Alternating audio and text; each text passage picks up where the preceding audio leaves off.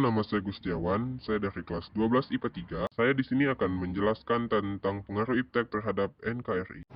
Dan saya, Repaldioli, akan membantu menjelaskan tentang pengaruh iptek terhadap NKRI.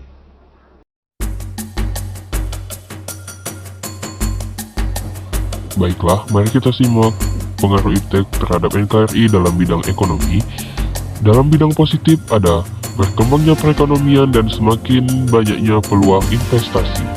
Dan dampak negatifnya yaitu meningkatkan sifat konsumtif dan produk lokal tidak bisa bersaing dengan produk impor. Mari kita simak video berikut. Dampak positif dalam bidang ekonomi.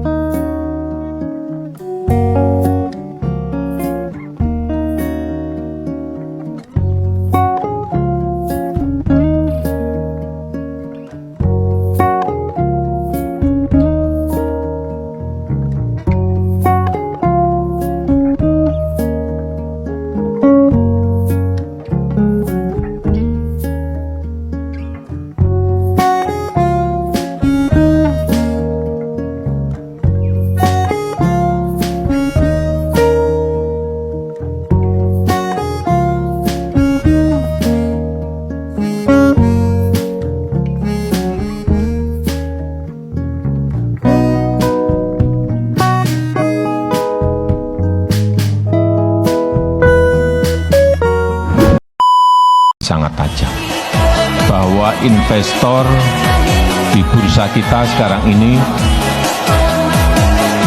55% adalah anak-anak muda di bawah 30 tahun.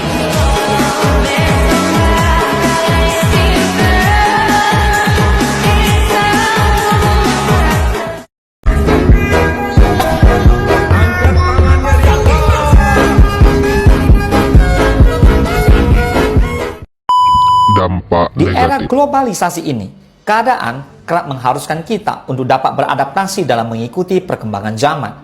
Dari tahun ke tahun, berkembangnya teknologi yang semakin canggih dan cukup pesat ini pun menuntut kita untuk meningkatkan daya beli. Memiliki daya beli memang merupakan hal yang patut untuk disyukuri. Namun, dengan memiliki daya beli ini bukan berarti kamu bisa menghamburkan uang kamu dengan menghabiskannya untuk membeli barang-barang yang kamu inginkan secara berlebihan. Bersifat konsumtif akan menyebabkan pemborosan yang nantinya akan merugikan kamu.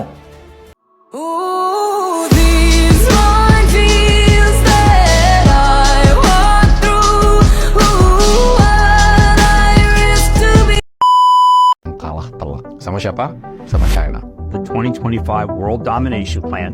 China's not going to back off from this 2025 program. We're not going to be able to slow that down very much. So, asal kalian tahu, China sekarang lagi di posisi stagnan. Selama 2 tahun terakhir, mereka udah stuck di negaranya mereka sendiri. Apa yang mereka lakuin? Mereka menjajah negara lain. Dan kita, Indonesia, jadi sasaran empuk di mana konsumerisme lagi diperes habis-habisan sama China. Dan ini baru tahap awal. Again, kita lihat quote ini. Peter Navarro di White House ngomongin tentang China ngerilis plan mereka untuk 2025. Dan tahu nggak yang bikin sedih apa? Kita di brainwash. Banyak orang tuh nggak sadar kalau video ini nggak rame dan message ini nggak kesampaikan, this is it. Ini bakal jadi kematian konsumerisme Indonesia, di mana produk lokal akan dibantai habis-habisan sama produk yang lebih cepat, lebih murah, lebih hebat, lebih bagus daripada kandangnya sendiri. Dan ini salah siapa? Salah kita sendiri. Kita yang sampai sekarang masih cukup bodoh untuk tutup sebelah mata, ngerasa kayak semuanya bakal baik-baik aja. Kalian lihat semua giants yang ada di Indonesia sekarang. TikTok, Xiaomi, Vivo, Oppo, Ice, Mobile Legends, Original, Skintific. Hampir semua perusahaan itu ada di tanah air kita selama cuma berapa tahun pendeknya, ngebantai brand-brand lokal lain yang udah berpuluh-puluh tahun. Dan kalau kalian cek, hampir semua yang gue sebut tadi punya market share yang signifikan. Nomor 1, nomor 2, atau enggak nomor 3. Dan ini yang menarik, kita ketemu fenomena baru, yaitu TikTok dan Skintific. Skintific yang semua orang kira perusahaan lokal. Kalau kalian Google perusahaan Kanada, kenapa realitanya perusahaan China?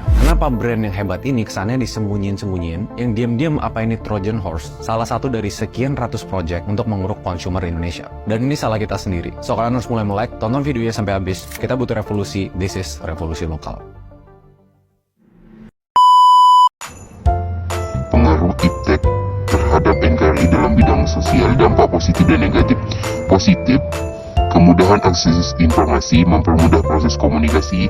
Negatif, memunculkan adanya kesenjangan sosial dan memunculkan sifat individualisme. Mari kita simak video berikut. Dampak positif.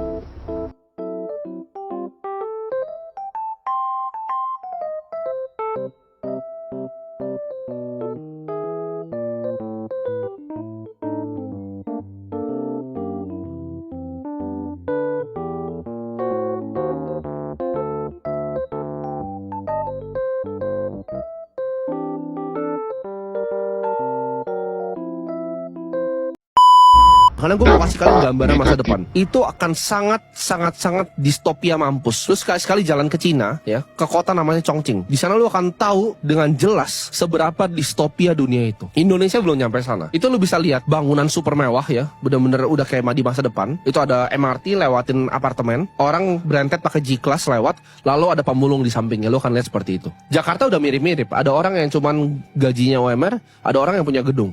Cuman belum terlalu kelihatan social disparity-nya. Indonesia akan mengarah ke arah sana. Kesenjangan sosial itu akan semakin besar. Yang miskin itu akan makin ditindas, yang kaya itu akan makin kaya. Karena kadang gini, orang kaya itu akan mikir, orang-orang yang miskin ini yang bikin repot. Mereka yang minta BPJS, mereka yang minta welfare, mereka yang minta healthcare system lebih bagus, mereka yang minta demo, mereka yang minta UMR naik. Orang kaya nggak ada yang minta itu. Jadi kalau mereka bisa eradikasi ini kalian perhatiin kenapa Bill Gates itu beli sawah. Mereka adalah buruh pabrik, mereka adalah yang ngelinting rokok. Menurut lu itu akan ada 10 tahun lagi dengan teknologi advance sekarang. Itu semua akan digantikan dengan robot. Terus kalau mereka udah digantikan semua, mereka nggak bisa makan, apa yang terjadi? Fungsinya mereka hidup di dunia ini apa?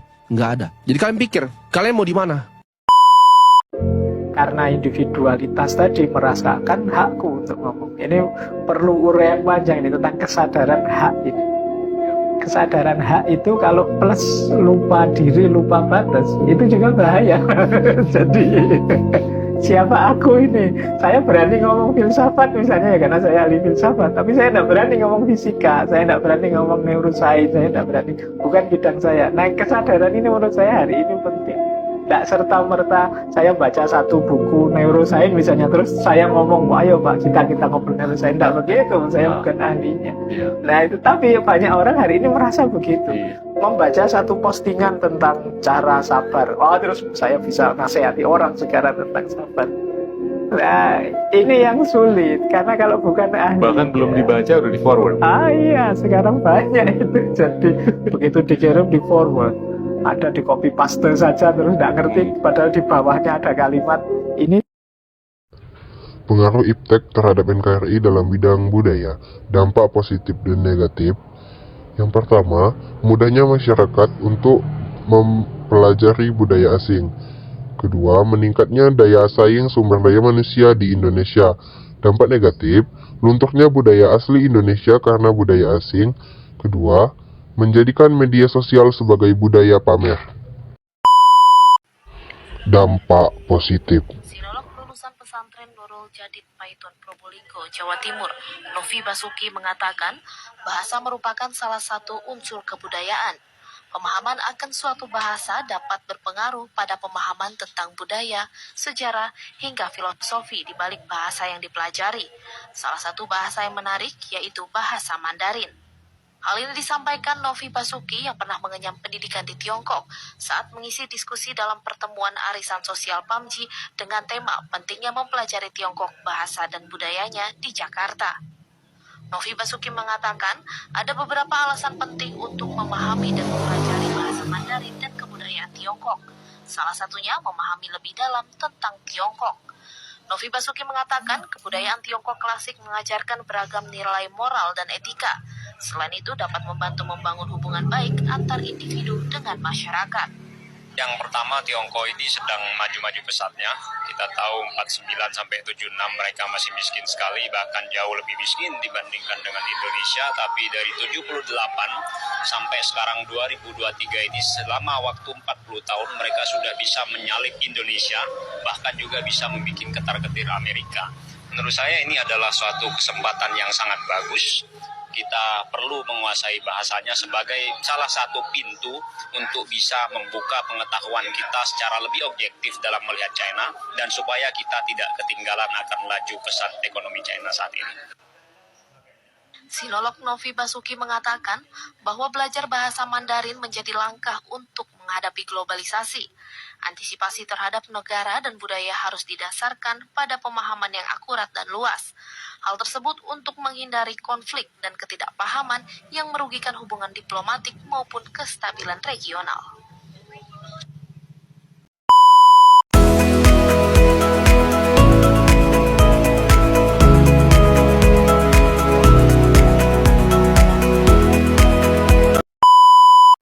Dampak negatif. Ada beberapa penyebab punahnya Hindu. Pertama, bisa jadi dari pindahannya agama. Nah, sekarang kalau kita lihat banyak putra-putri terbaik Bali itu yang pindah agama. Apakah pindah agama karena perkawinan, karena natural cause? Salah satu produk berbahaya dari sosial media modern saat ini adalah pamer materi yang kita punya. Kita ditunjukin banyak influencer dan public figure yang pamer materi, pamer harta, rumah mewah, mobil sport, outfit, bahkan sampai nominal buku tabungan mereka bro. Mereka pamer, alasannya buat memotivasi. Jadilah di kalangan kita berkembang juga budaya pamer materi. Orang jadi berlomba-lomba mau punya barang yang keren, padahal harus utang kanan kiri, bahkan ada yang rela ngelakuin pekerjaan yang gak halal buat dapetin materi. Padahal ketika lo pamer-pamer materi, kelihatannya pathetic banget bro, kelihatan insecure dan gak pede. Kalau mau pamer bro, pamerkanlah skill yang lo punya, pamerkan ilmu atau informasi yang bisa bermanfaat buat banyak orang.